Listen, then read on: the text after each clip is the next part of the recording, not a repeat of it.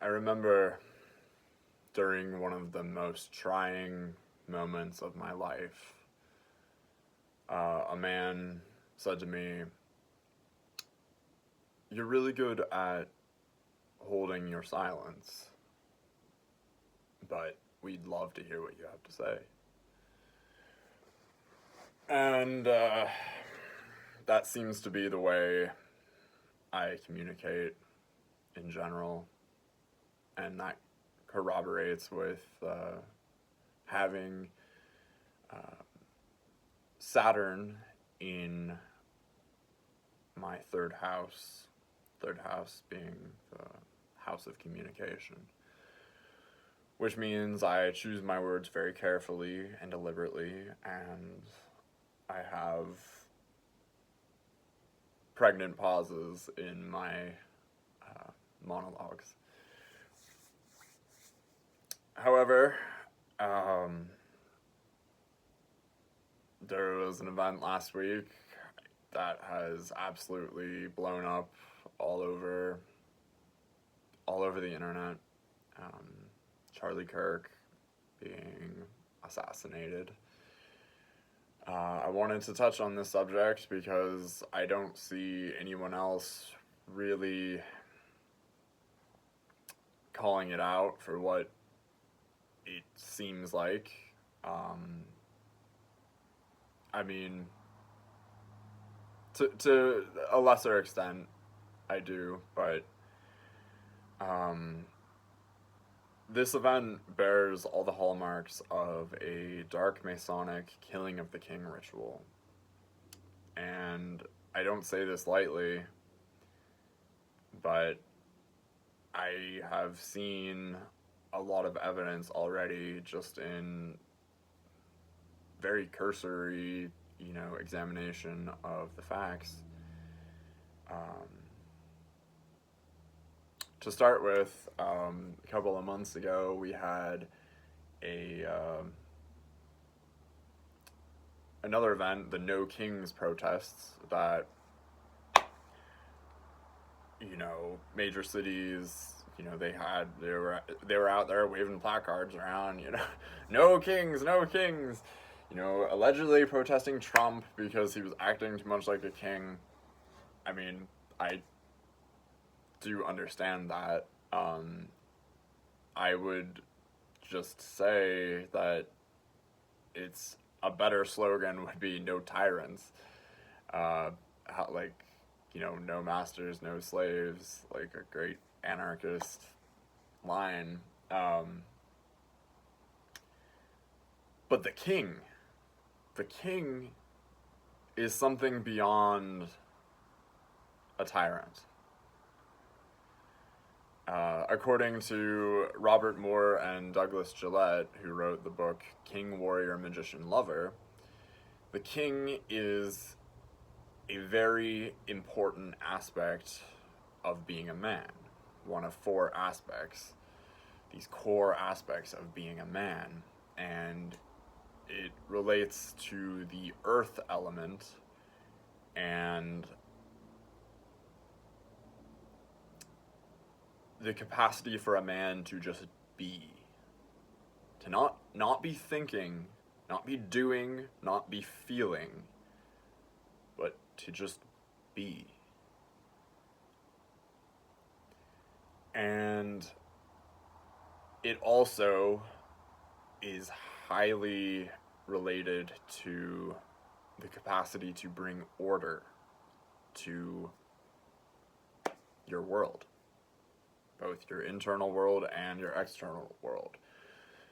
The king in mythology is often associated with the sun and that and the protagonist, and the protagonist is often depicted as a carpenter or a builder or someone who builds out of the raw materials of the chaotic world around them and build something to bring order to their tribe, their community.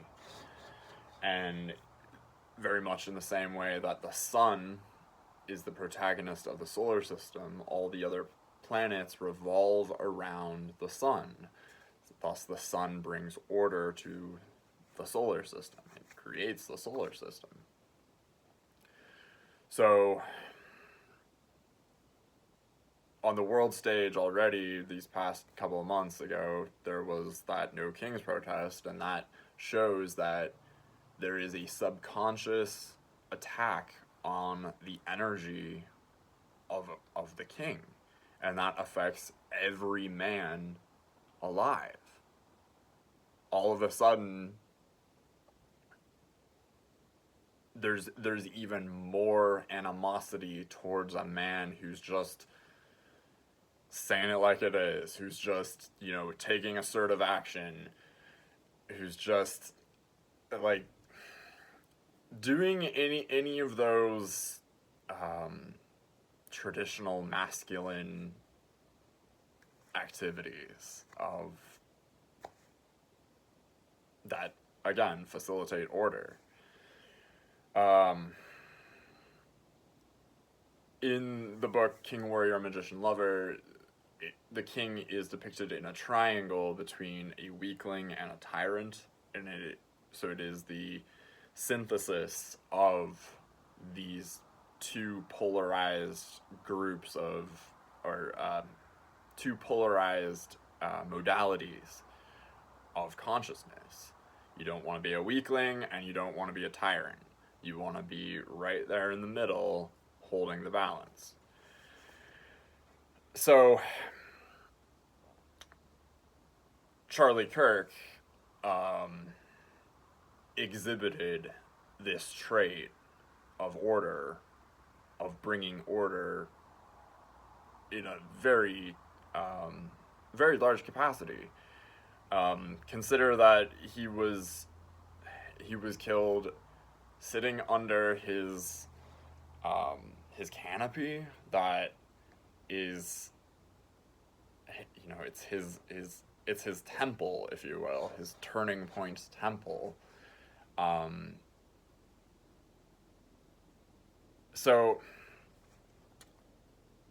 But he was there to bring order in the form of speech, so that violence doesn't occur. And anyone who thinks that saying the wrong thing is worthy of getting shot just absolutely misses the mark on any kind of moral understanding. So, the killing of the king ritual in Masonic legend is about this figure called Hiram Abiff. I've touched on this a little bit before in past videos, but it's come around again, so it's good to talk about. So Hiram Abiff was the master builder of Solomon's Temple. Is it Solomon's Temple or is it King David's Temple? It's one of those Hebrew patriarchs' temples. Anyways, the legend goes is that he was praying in the temple just after noon, at noon, and he was accosted by 3 of his workers, basically. His employees, if you will.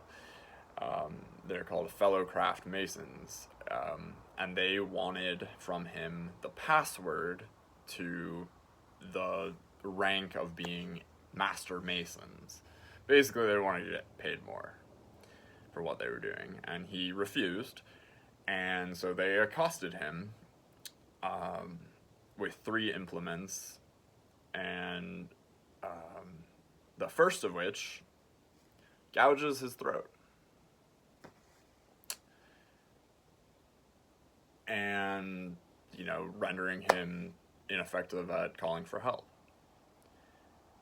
The second of which slashes him across the chest, in the heart, and then the third is a blow to the head with a hammer. And these are, this gets very esoteric. You can relate these to astrology signs, as I've touched on in the past. However, getting back to Charlie Kirk, his death occurred at 12:23 p.m., just after noon. There were 3 arrests. Well, 3 people were brought into police custody. I'm not sure if 2 of them actually count as arrests, but one of them was a man by the name of George Zinn, who it turns out is a pedophile and was charged with, child pornography. The second person, I could only find news articles saying that he was a person of interest and they didn't want his name to get out because he didn't do anything wrong. Whereas George Zinn, he said he was the shooter right after it happened. And then, of course, Tyler Robinson, who, in classic Killing of the King style, is being painted as the killer, but when in fact he's just a patsy. This mirrors the JFK assassination. Oswald, his name also is a very, his name, Tyler, that's a very Masonic term. Tyler is the door warden of a Masonic lodge, which could tell us that he's the, it's just more evidence that he's a patsy. He's protecting the lodge that actually performed this hit on Charlie Kirk. I mean, I saw the video of him getting shot, and I'm telling you now, that's not what a 30-06 bullet does to a neck. You can look up videos of ballistics gels, someone shooting a 30-06 at a ballistic gel head, it makes the head explode. Not this little, neck wound, like someone gouged him in the neck with, a spike. I'm not saying that I think that's what happened. I think there was a smaller caliber bullet involved, but to find this 30-06 rifle, hidden away, stashed in the woods, when 3 seconds after the shot, Tyler Robinson was seen sprinting. Full sprint after 3 seconds. He was supposed to have gotten this rifle back into his backpack, disassembling it in less than 3 seconds to a sprint, because we can't see a rifle on him when he's getting away. And then he goes and stashes it in the woods, allegedly.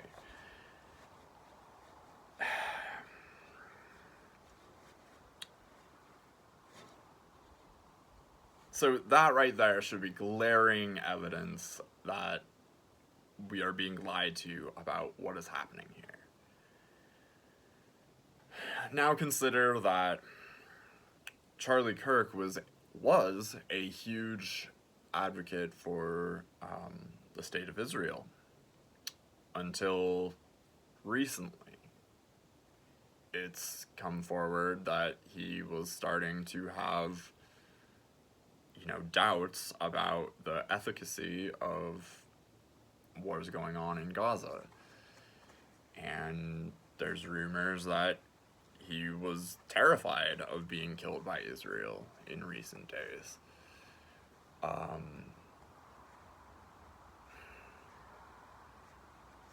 consider that this is being blamed on Tyler Robinson, and as a trans person, and also it is being blamed on Tyler Robinson as a conservative, right? You've got both the left and the right saying, it's your fault. So, who benefits? Again, think like a psychopath. Who benefits from such division? The same people who play the political gambit against us every 4 years. Who want us to choose Democrat and Republican. Now, who would that be? The central banks. The central banks that are beholden to Israel. The state of Israel. The same central banks that JFK tried to warn us about.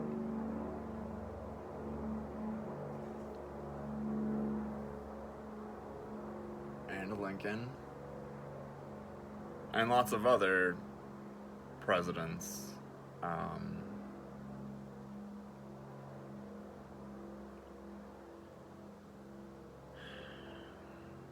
Charlie Kirk might not have been a commander of men, a man of power, but he was certainly a man of influence. He was also a man who was a father. And the father energy is equated to the Emperor card in the tarot, and that's just another name for a king. And the Emperor card is symbolic of structure, of bringing structure to your environment. I mean, the implications for how free speech is to be viewed after this, I can feel the anxiety. I can feel a lot of us truth speakers are like, well, shit, maybe I should keep my head down now. Maybe I should, go dark. If this is what they're doing to people who are just talking about ideas.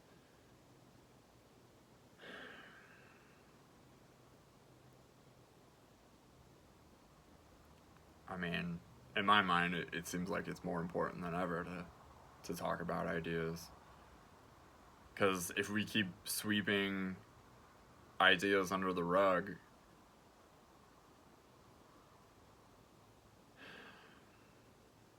I just went to this Renaissance fair, and I had it on my mind to talk about the hard topics, because I knew that if we keep sweeping the issues under the rug, that the next time we come and meet, it'll be even harder to talk about them, and there will be more unexpressed animosity between people, to the point where some little thing could happen and someone flies off the handle and does something horrendous.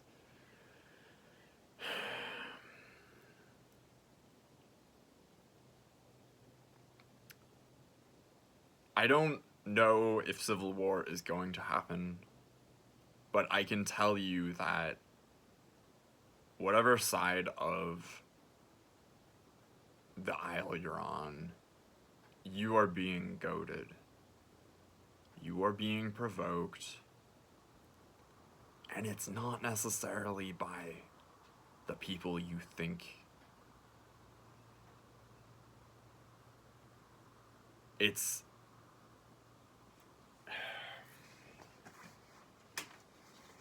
Well, there is an overwhelming amount of examples of controlled opposition when you really look at history. But the thing about controlled opposition is it only takes one side for it to work. It only takes one side, because it's like if you and two of your neighbors are in this like triangle where one of your neighbors says to the other that, you know, you stole something from them when you didn't, and then your neighbor, you know, runs over to your house and punches you in the face. What are you supposed to do? Just let yourself get punched in the face? No, like you defend yourself because you're getting punched in the face and you've done nothing wrong. That's what's going on with our political, you know, potential civil war situation right here. It's like we're being goaded, but it's not from the other side of politics. We're being played. So, did Charlie Kirk start to notice how we're being played by Israel? I mean, a day before 9/11, also. You know, you could say that this was a smokescreen against 9/11. That,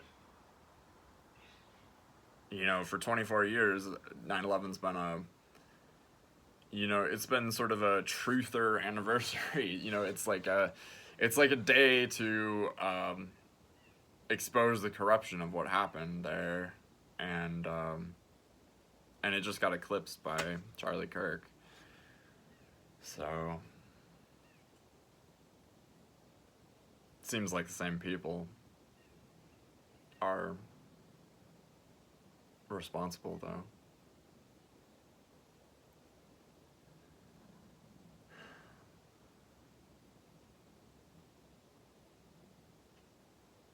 Alrighty. I think that's a good place to end it here. Take care, everyone. Stay vigilant.